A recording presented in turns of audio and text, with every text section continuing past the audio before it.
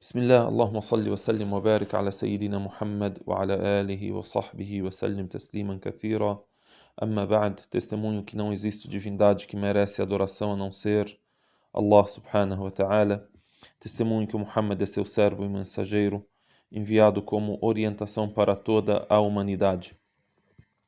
Ainda lembrando e falando sobre a importância dos 10 últimos dias e 10 últimas noites do mês de Ramadã.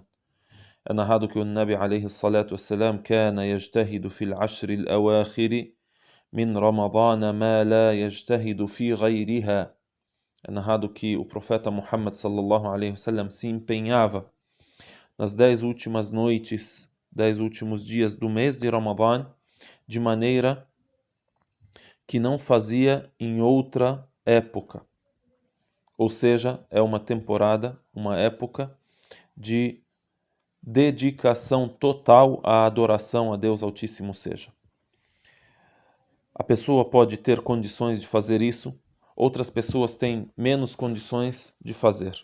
O importante é que a pessoa planeje e faça aquilo que puder fazer para se dedicar à oração, a dhikr, lembrar de Allah subhanahu wa ta'ala, ad-du'a, então, as-salah, a-dhikr, ad-du'a, tilawat al-Qur'an, as-sadaqa. 5 pontos que a gente pode aconselhar a nós mesmos, e o conselho sempre deve partir da pessoa, com a intenção de estar aconselhando a si mesmo. Aconselho a mim mesmo e que esse conselho chegue a todas as pessoas a quem Deus quer orientar, inshaAllah ta'ala, e a todas as pessoas que gostam de um conselho e querem aproveitar ao máximo daquilo que podem ouvir, daquilo que é tradição do profeta Muhammad sallallahu alaihi wasallam, daquilo que é adoração, daquilo que é religião, mensagem de Deus Altíssimo seja. Então, 5 pontos que eu citei são muito importantes. A gente planejar e a gente realizar para a nossa oração, a salé, a dhikr, lembrar de Deus Altíssimo seja, com muito mais frequência do que lembramos normalmente em outros dias. Também o número 3, a gente disse ad-du'a, ou seja, pedir a Deus, a prece. E é importante a gente ouvir muito o termo em língua árabe, que é o termo, na verdade, que foi utilizado pelo profeta Muhammad sallallahu alaihi wasallam, e é o termo que existe no Alcorão Sagrado em língua árabe. Então, a gente deve não só esperar a tradução em língua portuguesa e tal, mas lembrar, quando a gente fala ad-du'a, aí a gente vai traduzir, é a prece, a súplica, mas saber sempre você ter conhecimento dos termos na sua forma original. As-salah, ad-dhikr, ad-du'a, a prece, a súplica a Deus Altíssimo seja. Tilawatul Qur'an, tilawat al-Qur'an, a leitura do Alcorão, a recitação do Alcorão. E número 5, a sadaqa, a doação às pessoas que necessitam. Como a gente pode planejar isso? Por exemplo, a oração. Quem tiver al-masjid, a mesquita, próximo de sua residência, de seu trabalho. Intencionar, por exemplo, rezar todas as 5 orações em grupo.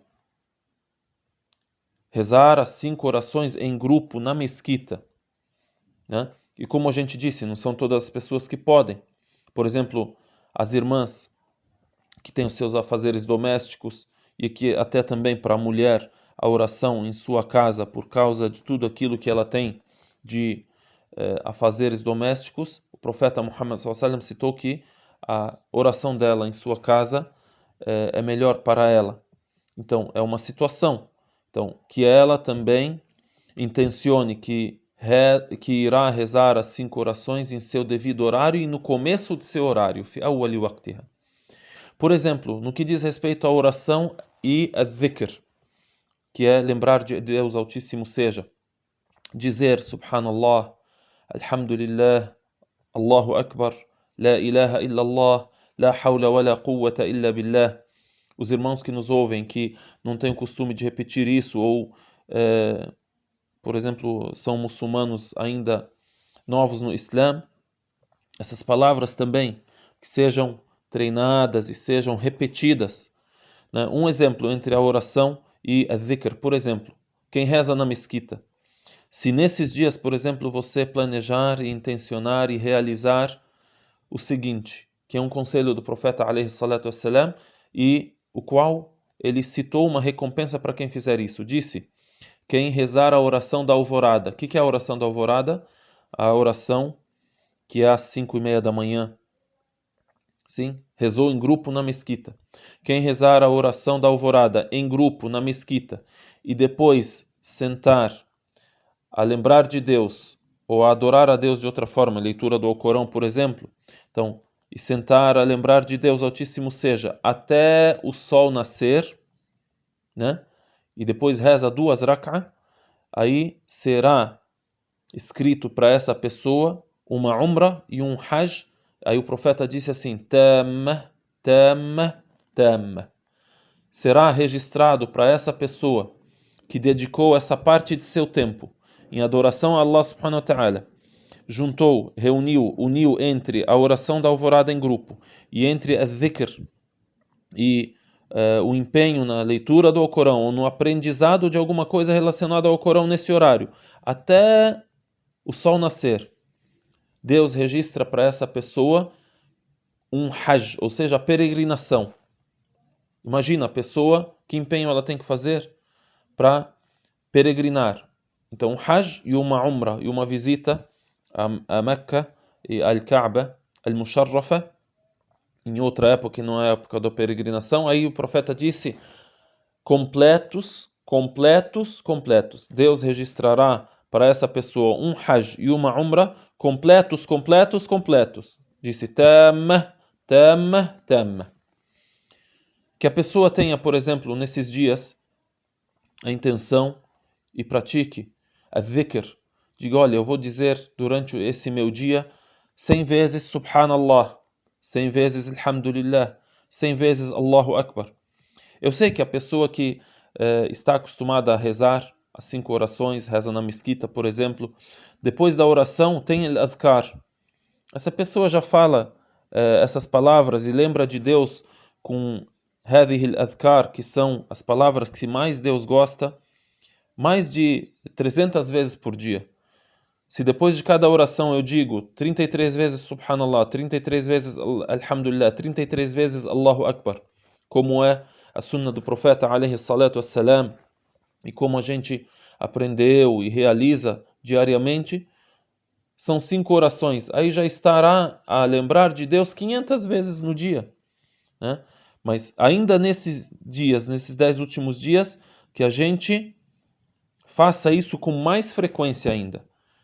Imagina então, Deus te observar e te ver se empenhando na adoração a Ele com mais assiduidade, com mais frequência. Terceiro ponto é du'a. A gente ter momentos em que nos dirigimos a Deus Altíssimo seja. Só eu e Deus, só você e Deus, sozinhos. A gente tem a du'a que é feito diariamente, por exemplo, durante as orações. Al-Imam, quem dirige a oração, faz a du'a e nós dizemos Amin. Mas que nós tenhamos também momentos em que eu mesmo, você mesmo, só nós, a pessoa sozinha, ela se dirige a Deus e pede. Às vezes a gente pensa, olha, o que eu vou pedir? O que tem que falar, Sheikh? O que eu falo? A pessoa sabe falar, sabe, ela tem alguns du'a que são palavras do profeta, que a paz de Deus esteja com ele, que peça isso, e que peça também dos bens dessa vida e da outra vida, o que a pessoa deseja. O que nós buscamos, o que nós almejamos, o que nós queremos. Que a pessoa peça e toque a porta de Deus Altíssimo seja, como é dito em árabe. Yatruqu bab Allah ta'ala. Quem não sabe, faz o du'a, pede de seu coração aquilo que a pessoa sabe falar e aquilo que a pessoa pode pedir, como a gente disse, min khayrai dunya wal akhirah, Tem certos du'a que são incríveis realmente, que são narrados ou da palavra do Alcorão Sagrado, da palavra de Deus dentro do Alcorão, ou da palavra do profeta alayhi salatu wassalam, que a gente pode denominar jawami' ad-du'a, ou seja, preces, du'a, que são abrangentes. Jawami' ad-du'a, abrangentes. Por exemplo, a gente lê no Alcorão Sagrado: Rabbana atina fid dunya hasana wa fil akhirati hasana wa qina adhaban nar. Allah subhanahu wa ta'ala citou essa frase e elogiou quem pede a Deus essas coisas. Rabbana atina fid dunya hasana. Ó nosso Senhor, nos conceda o bem dessa vida. Nos dê o bem nessa vida terrena. O que é o bem? É uma palavra que abrange tudo o que existe de bom. Da saúde, da riqueza, da família, tudo. Vê, jawami' ad-du'a, ou seja, a abrangência do du'a. Vê que palavra bonita e palavra que abrange tudo. Rabbana atina fid dunya hasana wa fil akhirati hasana. E nos conceda o bem na vida eterna, na última vida. O paraíso, a misericórdia, a salvação, o conforto, que é eterno, que é o mais importante, é o assunto mais importante que a pessoa deve pedir e pode pedir. Então, Rabbana atina fid dunya hasana wa fil akhirati hasana wa qina adhaban nar. E nos salve do castigo do fogo. E nos salve do castigo do fogo. Então, a pessoa pedindo isso e sendo atendido por Allah subhanahu wa ta'ala nesse assunto, nesse du'a, nessa frase abrangente e simples, estará a alcançar o maior dos benefícios. O benefício que abrange tudo o que a gente precisa. O que a gente necessita? A pessoa pode, por exemplo, pensar: o que eu vou pedir? Qual é a minha necessidade? Qual é a tua necessidade? Cada um de nós tem desejos na vida, tem necessidades. Por exemplo, uma pessoa pode estar pensando: olha, eu preciso de um emprego. Oh, meu Deus, me facilite um sustento, um emprego. Outra pessoa: oh, meu Deus, me facilite o casamento. Me facilite encontrar uma mulher que seja adoradora a Deus Altíssimo e seja um par ideal para mim. E a mulher a mesma coisa. Pede a Deus Altíssimo seja um bom esposo, constituir uma família íntegra e tal. Outra pessoa está pensando: olha aí, eu quero um carro, né? Ya Rab, urzuqni, e assim por diante. Imaginem, tenham certeza e convicção que Allah subhanahu wa ta'ala dá à pessoa que é monoteísta, que o adora unicamente, que é íntegra, acima daquilo que essa pessoa pede, acima daquilo que essa pessoa pode imaginar. Allah subhanahu wa ta'ala tem em suas mãos todas as coisas. Ele é o Criador de tudo. Ele distribui tudo a quem Ele quer, priva as coisas ou proíbe as coisas de quem Ele quer. Imaginem o que a gente pede dos bens dessa vida. Allah subhanahu wa ta'ala tem o poder para nos conceder isso. A gente pode pedir e deve pedir. E Allah subhanahu wa ta'ala lhe agrada que nós, que somos servos dele, criaturas dele, pedimos, rogamos a ele, imploremos a ele, imploremos a ele. E aí o profeta alayhi salatu wassalam diz para você: "Ma min 'abdin muslimin yad'u bi da'watin illa a'tahu Allah ta'ala ihda thalath." Toda pessoa, todo servo que pede a Deus algo, que faz um du'a a Deus, Allah subhanahu wa ta'ala irá conceder a ele uma de três coisas.